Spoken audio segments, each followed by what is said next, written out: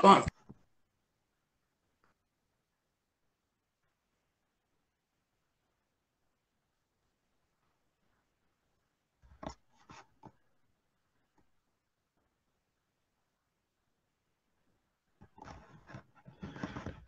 Alors, je souhaite mes meilleures salutations à tous ceux et celles qui nous écoutent. Et je pense qu'on recommence un petit peu à une nouvelle vie d'une certaine façon.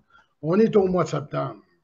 Il s'est passé bien des choses durant l'été, mais j'ai l'impression qu'il s'est passé bien des choses dans nos vies, bien des choses sur la planète, mais pas beaucoup, pas grand-chose au niveau du gouvernement. C'est un peu normal puisque quand on finit une session au gouvernement à la fin de juin, ben, on se retrouve évidemment à avoir quelques mois, là, soit pour être un peu en vacances, pour ces gens qui travaillent beaucoup, évidemment, aussi, on sait très bien qu'un député, c'est occupé assez à plein temps, et soit parce qu'il travaille beaucoup, un peu en vacances, ou encore là, c'est une occasion, si je veux bien comprendre aussi, là, parce que moi, je le faisais dans mon temps. Pour moi, l'été, c'était une occasion d'aller rencontrer mes électeurs. J'aime à ça, je me promenais dans des rangs où j'étais député là, dans mes nombreuses paroisses, puis j'arrêtais à voir un tel. Puis des fois, j'arrêtais à voir le gars sur le bord du chemin qui était en train de faire les foins, là, si je voyais qu'il y avait une disponibilité quelconque.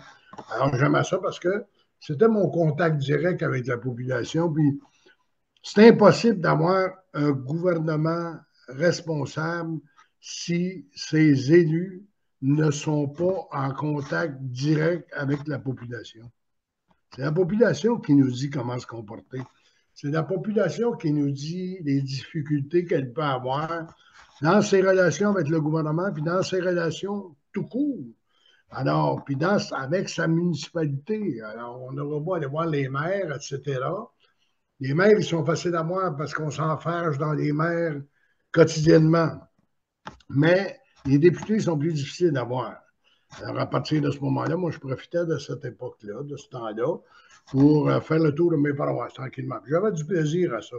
Parce que souvent, durant l'été, ben, il y a des choses qui sont moins formelles. Alors, j'arrivais des fois là, au même temps que la visite chez quelqu'un que je connaissais bien, puis ça me permettait de faire des bons contacts aussi. Alors, c'est pour ça que je dis on recommence un peu au mois de septembre. D'ailleurs, la session va commencer bientôt et je vois que les partis d'opposition ont commencé à aiguiser leurs dents un peu pour essayer de mordre le gouvernement. Je les ai écoutés, là, tous, tous les partis politiques, je les ai écoutés. Et ils ont l'air à vouloir, je m'inspire un peu de Gabriel Nadeau pour dire tout simplement que je ne suis pas certain qu'il est dans la bonne traque. Là. Gabriel Nadeau-Dubois dit tout simplement, on a l'impression que le gouvernement ne va pas magasiner chez Dollarama à gauche et à droite. Là. Moi, je pense que ça veut dire qu'il n'a pas aidé au coût de la vie. Contrairement à ce que dit M. Nadeau-Dubois, il faut dire que le gouvernement a fait quand même relativement des bons pas pour aider le citoyen ordinaire. Pas nécessairement à la hauteur des attentes des citoyens, mais c'est un des premiers gouvernements où je vois qu'ils ont pu envoyer des chèques. On chialera contre ça, mais moi, je me mets dans la peau de quelqu'un qui est sur l'aide sociale, quelqu'un qui a de la misère à joindre les deux bouts, puis recevoir un chèque de 2, 3, 400 pièces, ça peut être assez important. Il y en a qui vont crier, les purs là, vont crier, ouais, mais ça crée de l'inflation, tout ça. Regarde, ça créera ce que ça voudra, mais on ne peut pas laisser ces gens-là sans aide. C'est impossible. Hein? Alors, à partir de ce moment-là, il y a eu un effort du gouvernement. Il y a eu des lacunes dans cet effort-là. Moi, je pense qu'on aurait dû peut-être consacrer, mettre une limite là, sur une aide, là, que ça soit je ne sais pas parce que je n'ai pas d'études faites là-dessus, mais on aurait pu dire tous ceux qui gagnent 100 000 pièces et plus, là, on ne leur donnera rien parce qu'ils sont capables quand même de tirer leur épingle du jeu. On a décidé de l'envoyer à tout le monde la dernière fois. Alors, c'est la décision du gouvernement, mais je pense que marteler toujours ce clou-là, là, puis essayer de demander au gouvernement d'aider le monde en envoyant des chèques à gauche et à droite, c'est pas la bonne solution, c'est pas la bonne solution. C'est mettre des programmes pour les plus démunis. Hein.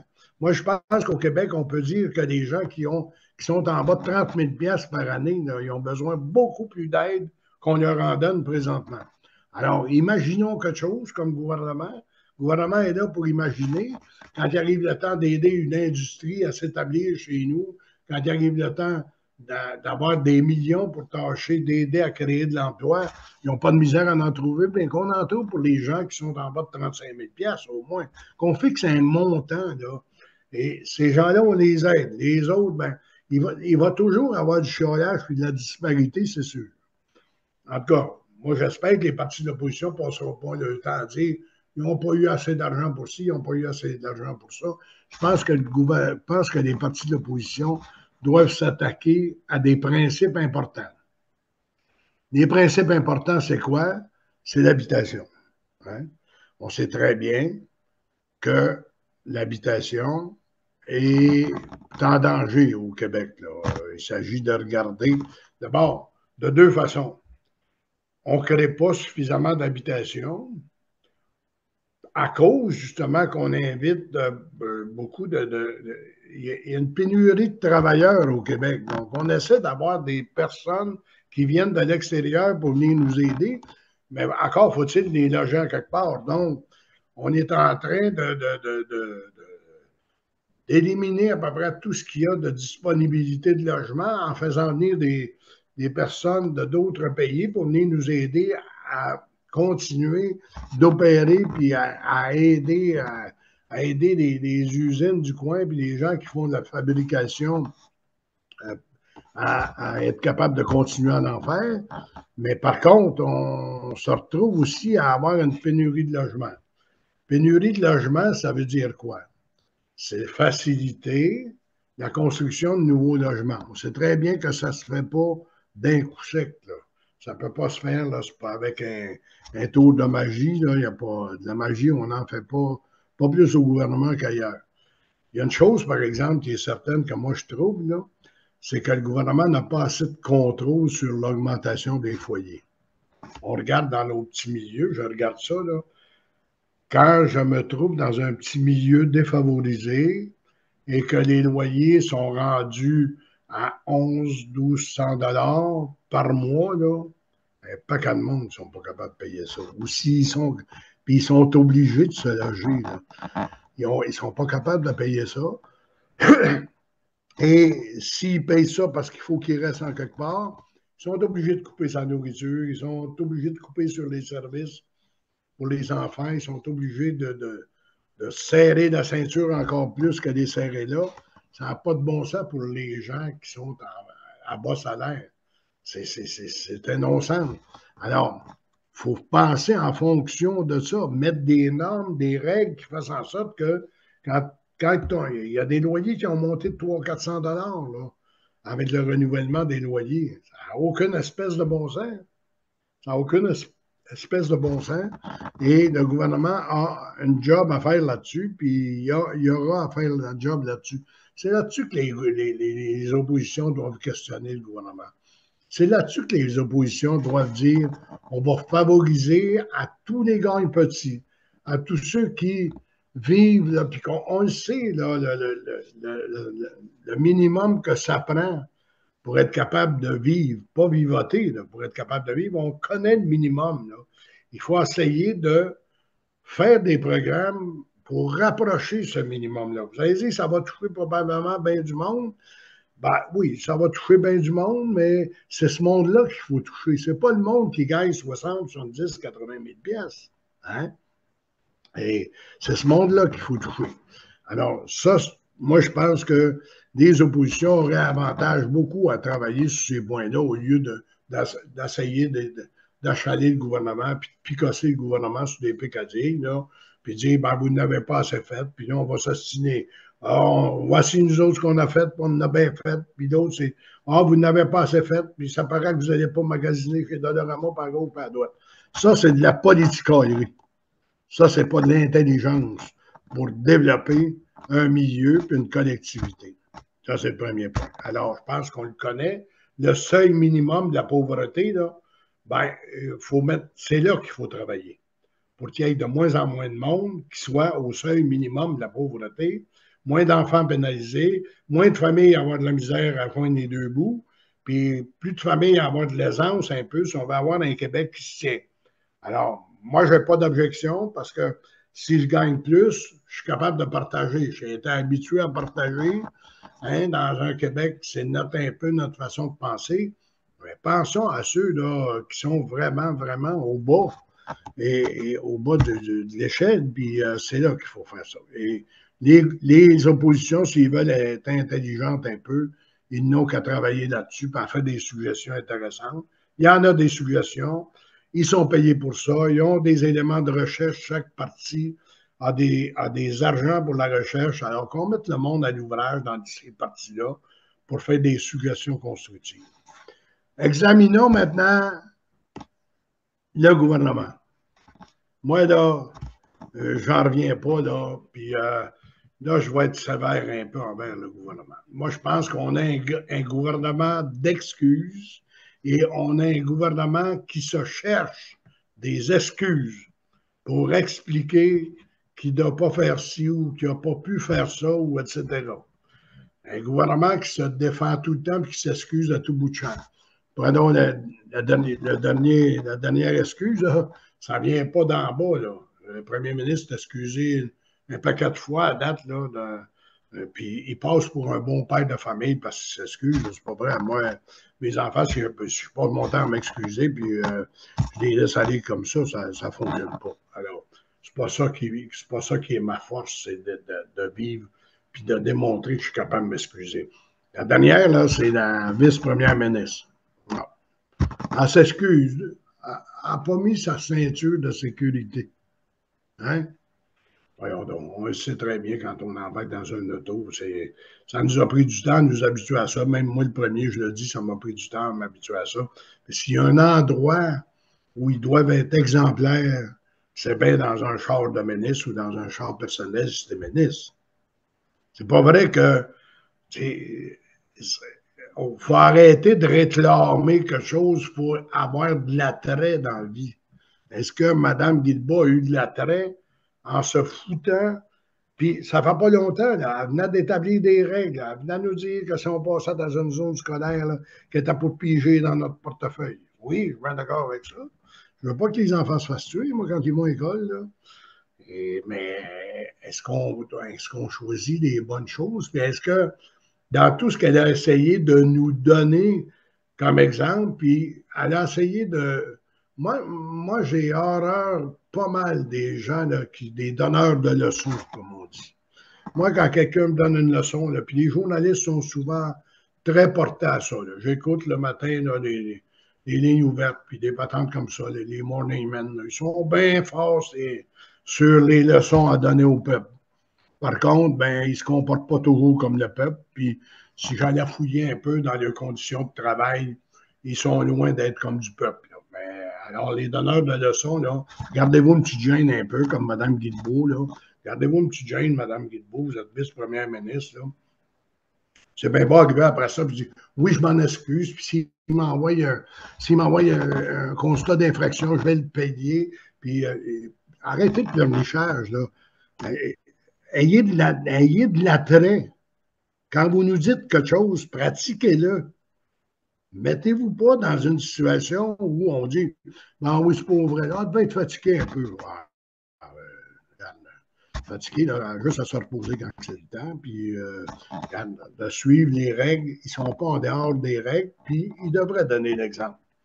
Alors, j'examine ça en partant. Le gouvernement fait des excuses, puis il fait tellement d'excuses, puis la population accepte tellement ses excuses que je pense que c'est rendu, là, tout le monde essaie de faire une erreur, faire une excuse pour passer pour bon père de famille ou être sympathique. Arrêtez. On ne veut pas avoir des gens sympathiques au gouvernement. On veut avoir des gens qui règlent des problèmes. Alors, qu'est-ce qu'on fait de bien au gouvernement? On va examiner ça ensemble. Et peut-être que si M. Saint-Pierre Plamondon m'écoute, là, il y a des choses qui, quand il va nous présenter le budget de l'an 1 pour son futur programme, là, probablement qu'il devrait réfléchir beaucoup à ça. Là. On va regarder uniquement ce que nous autres on fait. Là. Le gouvernement fédéral n'est pas mieux, je vous le dis d'avance. Le gouvernement fédéral, parfois, là, il piétine. Prenons les grands projets qu'il y a eu au Québec. Est-ce qu'on sait bien faire ça, les grands projets au Québec? Hein? On vient de faire le REM. Mais c'est pas le gouvernement qui l'a fait, parce que si c'était le gouvernement qui l'a fait, ce ne serait pas encore fait. Hein? Qu'est-ce qu'on a fait? Est-ce qu'on est capable de faire des grands projets au Québec? Est-ce qu'on est capable d'abord de les évaluer? J'en reviens pas, moi. On ne sait pas compter au Québec. Là. On lance un projet là, et pour toutes sortes de raisons qu'on ne sait pas comment on doit l'expliquer, puis de quelle façon l'expliquer. C'est comme si on sortait des limbes 2-3 ans après. Ça a coûté 2 fois puis 3 fois le prix.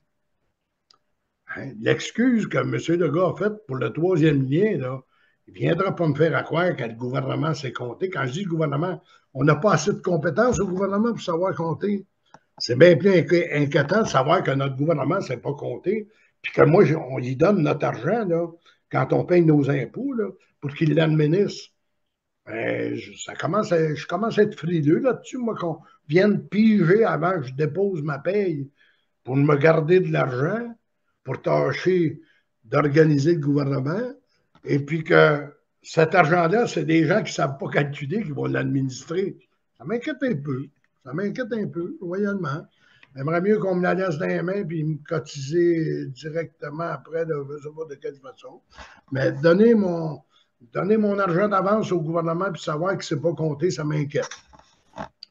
Est-ce qu'on remplit bien nos obligations? Je viens de parler du REM, là. C'est pas le gouvernement qui a fait ça, il l'a donné. Alors, imaginez-vous, là, ben, ça veut dire que le gouvernement n'a pas eu de contrôle. Mais ça n'aurait pas été mieux avec le gouvernement, ça aurait été pire, à mon point de vue à moi. En éducation, hey, s'il y a quelque chose dont on s'occupe seul, là, moi, je regarde les choses, je ne dis pas que le gouvernement... Les choses où le gouvernement n'est pas là, le gouvernement fédéral. Juste les choses que le gouvernement qui nous appartiennent à nous autres, le gouvernement du Québec. C'est nous autres qui avons la maîtrise de ça et qui font ça. Est-ce que nos écoles sont en bon ordre? Est-ce que nos écoles sont salubres? Est-ce que nos professeurs sont qualifiés pour enseigner? Hey, avez-vous examiné ça? Puis en parlant de qualifiés, là, vous savez, chez vous, là, dans votre maison, si vous faites quelque chose, quand il y a un règlement, là, si vous ne faites pas comme le règlement, on va vous mettre à l'amende chez vous dans votre maison. Là.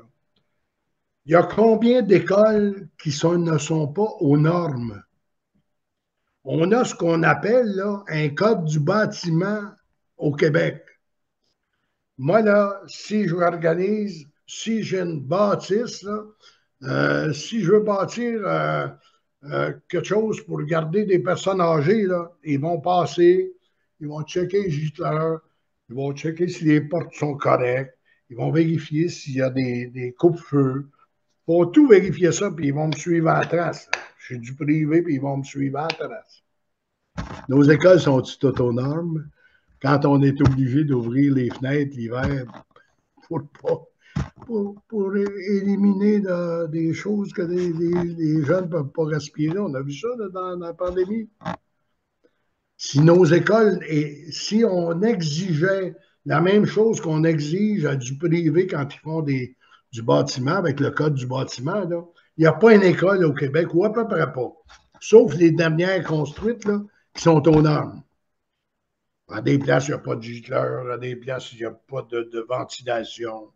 Il y a un paquet d'affaires. Il y a un paquet d'affaires qui n'y a pas là. Et pourtant, on continue de le garder. Les hôpitaux, examinons les hôpitaux. J'ai quelqu'un, moi, dernièrement, là, qui est allé voir un architecte là, parce que le gouvernement exigeait d'être mis aux normes dans un vieux collège que l'organisme avait acheté, là, puis tout ça. L'architecte a dit, regardez, je vais aller au bâtiment, là, puis je vais faire vérifier. Vous êtes mieux équipés, même dans votre vieux collège, que le gouvernement est équipé dans certains hôpitaux du Québec. Combien de fois dans les hôpitaux du Québec, hein, les gens ont attrapé assez difficile? Pourquoi? Pourquoi qu'on va à l'hôpital pour attraper des choses? C'est parce que la ventilation, qui doit être changée à tous les 5, 6, 7 ans, là, nettoyée, changée pour éviter que les bactéries se promènent, là, ben on les a poussés à l'extrême jusqu'à 10 ans puis 12 ans avant de les toucher. On va à l'hôpital, on revient avec l'assez difficile. Pas drôle, hein? On s'en va à l'hôpital, ça fait guérir, puis on ressort de là avec un virus ou quelque chose qu'on a attrapé là. Je ne dis pas que ça ne pourrait pas arriver, là, parce qu'à un hôpital, on sait très bien qu'on traite des maladies, là. Mais s'il y a une place où on ne devrait pas être négligent sur la ventilation, s'il y a une place où on ne devrait pas être négligent sur la sécurité, c'est bien un hôpital. Ça, c'est nous autres qui administrons ça, le gouvernement, là. C'est le gouvernement qui administre les écoles, là. Il ne peut pas dire au privé, tu as mal fait ta job, là. Mais on continue d'être là, au privé, au gouvernement, en disant, ben, qu'est-ce que vous voulez qu'on fasse? J'écoute Bernard Drinville, qu'est-ce que vous voulez qu'on fasse? Hein?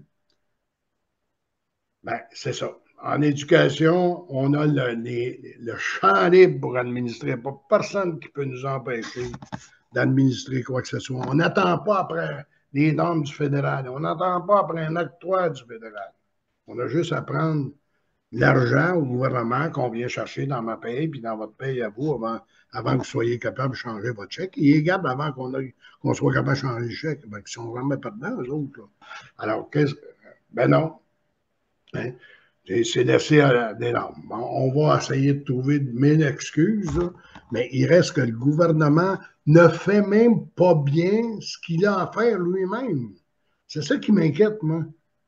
Ça m'inquiète de voir que mon gouvernement, là, le peu de choses qu'on lui demande de s'occuper directement, là, il n'est pas capable de le faire. La ministre des Transports nous l'a dit dernièrement, elle songe à faire une société d'État. Pourquoi? Elle veut faire une société d'État. Parce qu'ils ne sont pas capables de bien faire les routes.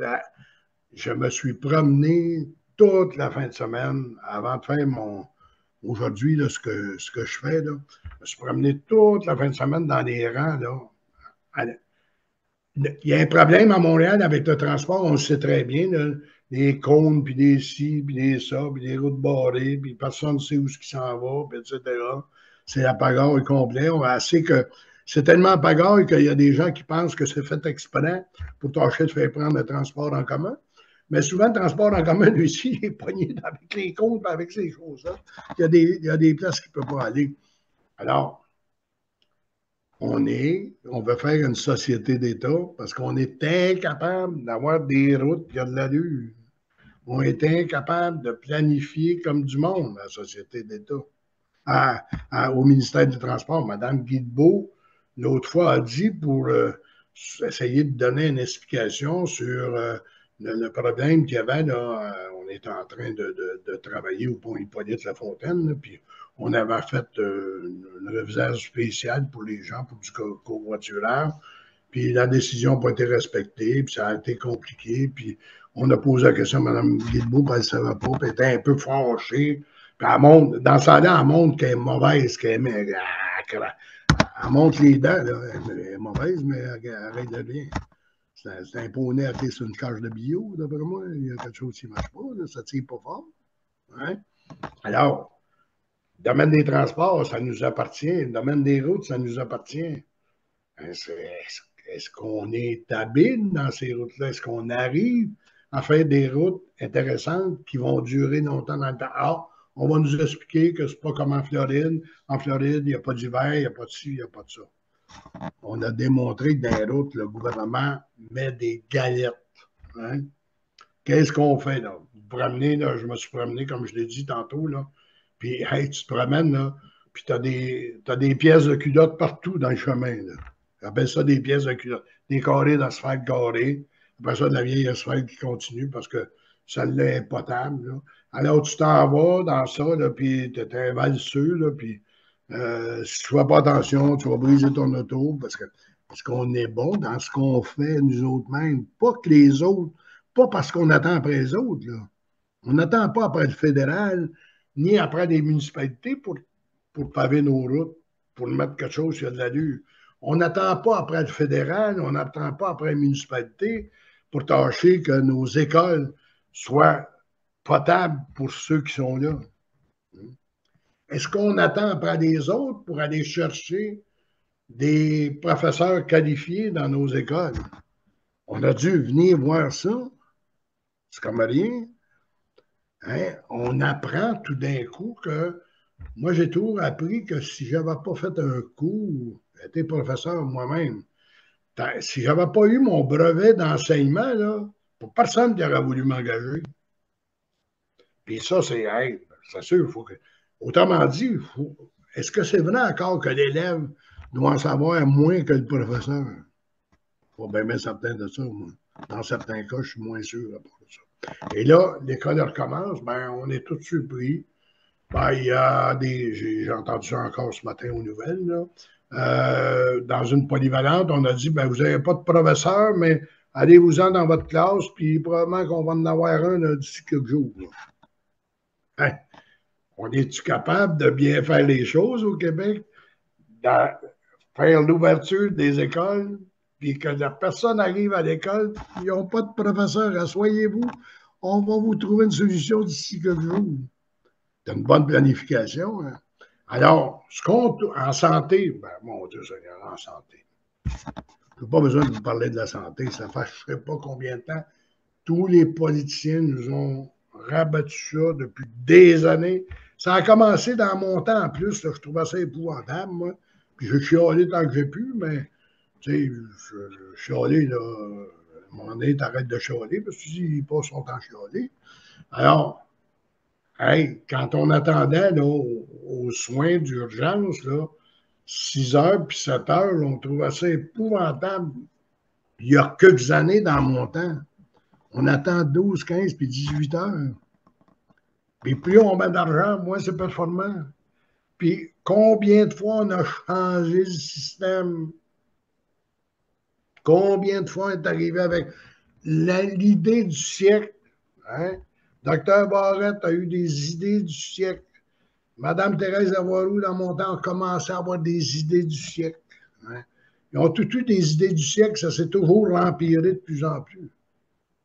Puis finalement, on habitue les gens parce qu'on dit, ben, écoute, c'est le prix à payer. C'est le prix à payer, là. Ce matin, là, la manchette là, que j'ai lue, là, c'est que pour aller voir un dermatologue, là, il y a 1 an et demi d'attente. Robert Bourassa, quand il a eu son mélanome, là, s'il avait eu 1 an et demi d'attente, il n'aurait même pas été traité, puis il en est mort quand même là, à cause d'un mélanome, là, M. Bourassa. Avez-vous pensé, là, quelqu'un attrape un mélanome aujourd'hui, il y a 1 an d'attente? Un détail insignifiant. Hein? On a un bon système de santé. On paye cher et il nous coûte cher. Donc, on fait pas bien chaud, quelque chose de bien fort en santé. On ne fait pas quelque chose de bien fort en éducation. On n'est pas capable de régler nos histoires de route facilement. Notre code de bâtiment va pénaliser juste le privé. Il ne s'occupe pas du public parce que le gouvernement pourrait tomber en faillite. Coudonc, on a-tu besoin d'un gouvernement? Il va falloir finir par se poser la question. S'ils ne sont pas capables de rien faire pour nous autres, alors il faudrait qu'ils apprennent peut-être à prendre ça. Là. Je comprends que c'est un éléphant. Un éléphant, ça finit par se manger, mais ça se mange à petites bouchées. Là. Arrêtez de faire des réformes, arrêtez de vous excuser, arrêtez de faire ci. Prenez le taureau par les cornes, puis allez au plus pressant, au plus coupant pour tâcher de faire quelque chose. Et que les oppositions, malheureusement, pour nous, présentement, aucune opposition n'est forte. Quand un gouvernement est élu à 90 députés, là, L'opposition, c'est quantité négligeable. Dommage. Mais celui qui paye la note, c'est toujours le citoyen. Moi, j'ai hâte que le gouvernement décide d'être un vrai gouvernement. Puis, s'ils ne sont pas capables d'en faire gros, qu'ils en fassent moins, mais qu'ils le fassent bien.